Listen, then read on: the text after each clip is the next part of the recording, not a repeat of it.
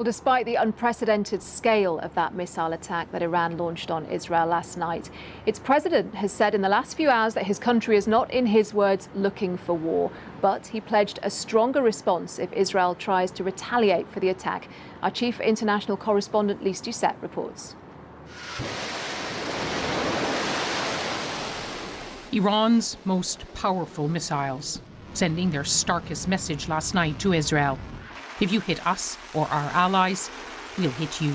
The order given by commanders and clerics. In the name of God, he declares, in revenge for the martyrs' blood.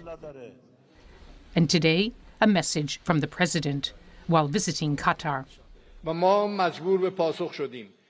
were left with no choice but to respond. If Israel decides to retaliate, then it will face harsher reactions.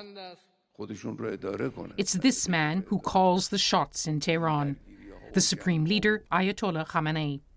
Revered by his supporters, reviled by enemies, ultra-conservative, deeply distrustful of the West. In our region, the root cause of all these wars is the presence of those who claim they want peace and calm, America and some European countries. Iran's cautious cleric has tried to avoid direct confrontation with Israel, with America.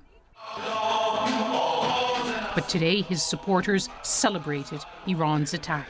For hardliners, Israel's assassination of Hassan Nasrallah, the Hezbollah chief, crossed a red line. They had to retaliate. And this is why Iran believes it had to protect what it calls its ring of fire, militias it's armed in these countries across the region. Most of all, Hezbollah in Lebanon, right on Israel's border. Hassan Nasrallah was part of Iran's forward defense. And in Gaza, Hamas. Their political leader, Ismail Haniyeh, was killed in July while visiting Iran. Israel was blamed. These groups, which also call themselves the Axis of Resistance, are in Syria, Iraq, and as far away as the Houthis in Yemen. They've all been weakened, but not wiped out by Israel's recent strikes, and they're certain to keep attacking. But what matters most of all for the Islamic Republic is to preserve the Islamic Republic, their power at home. That means striking hard enough to send a message, but not so hard it drags Iran into an all-out war it knows it cannot win. Lyse Doucet, BBC News.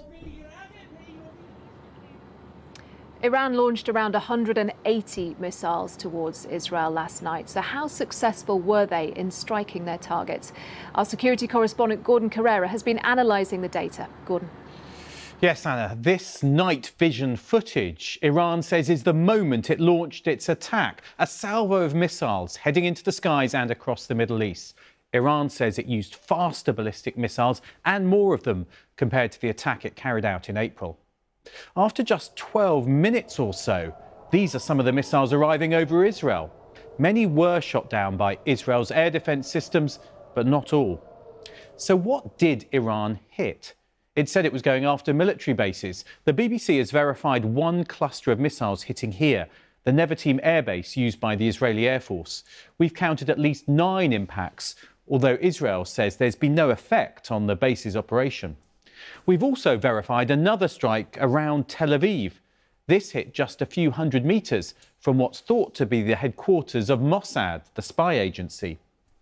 Iran today warned that if Israel retaliated, then it would strike again, even harder. But Israel has already made clear it will respond. So what might it do?